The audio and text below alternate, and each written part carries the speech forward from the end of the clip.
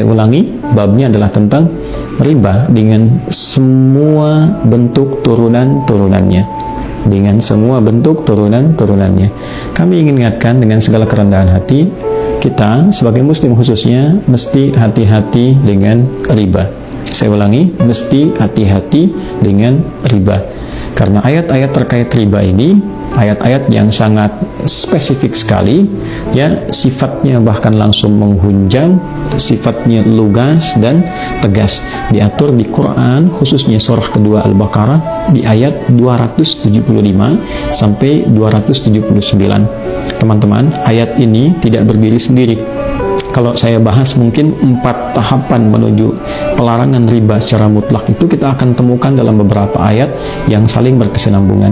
Tapi saya ingin dalam video yang singkat ini memfokuskan kepada Al-Baqarah ayat 275 sampai dengan 279. Di dalam ayat ini secara singkatnya Allah Subhanahu wa taala menerangkan tentang bahaya riba, hati-hati, kan?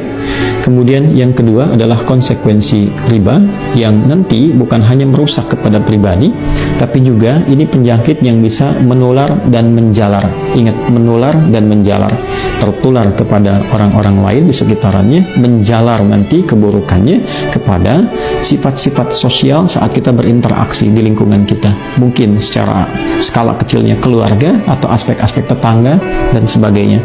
Dan yang ketiga adalah riba juga saking tinggi damage-nya, ya, saking tinggi daya rusaknya, itu langsung mendapat pertentangan dari Allah dan Rasul-Nya, sehingga orang-orang yang masih memaksakan diri untuk terlilit dalam persoalan-persoalan riba ini itu terancam.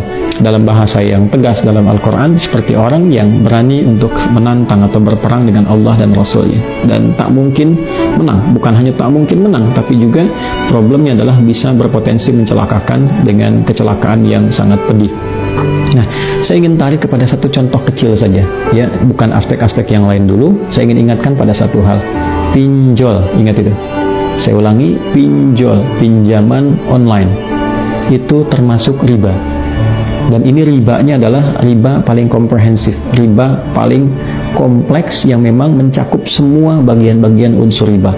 Baiknya, dari mulai awalnya, dari mulai perjanjiannya, dari mulai penambahan-penambahannya, dan unsur-unsur mafsadat yang merugikannya terekam jelas semua keterangan Al-Quran, itu runut dan runtut semua konsekuensinya ada di situ, ya.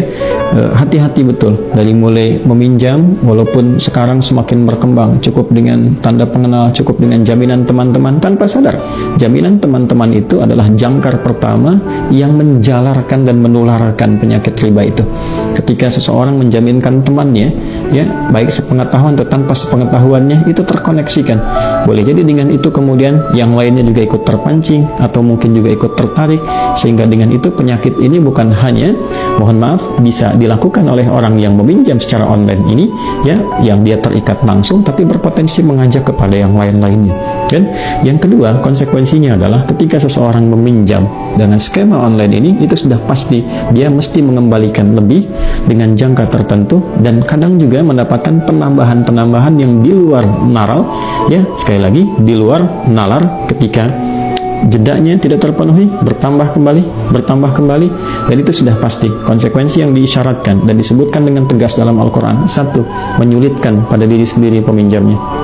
Kedua, akan berpotensi, ini menyulitkan, ini jelas kalimatnya, sampai-sampai bahasanya itu, ya, di Al-Quran dieksplisitkan sebagai seperti seseorang yang sedang kerasukan setan. Ini bahasa kiasan, ya, yang sangat tinggi, majas yang sangat tinggi, ya, untuk memberikan kesan bahwa gelisah, ketakutan, ya, kemudian juga bingung, linglung, meracau, persis seperti orang yang, ya, diwarnai dalam kegelapan hidup, itu gambarannya. Jadi maksudnya jika Anda memutuskan masuk ke wilayah itu, maka sesungguhnya Anda sedang masuk ke wilayah gelap, ya, yang memungkinkan Anda banyak gelisahnya dibandingkan dengan tenangnya, tekanannya lebih banyak, sehingga boleh jadi berpotensi menambah damage ke keluarga, harta tidak akan berkah, ya, berpotensi nanti banyak perselisihan terjadi di rumah tangga, kemudian juga menjalar, tutup lubang, gali lubang, tutup lubang. Ini berbahaya sekali.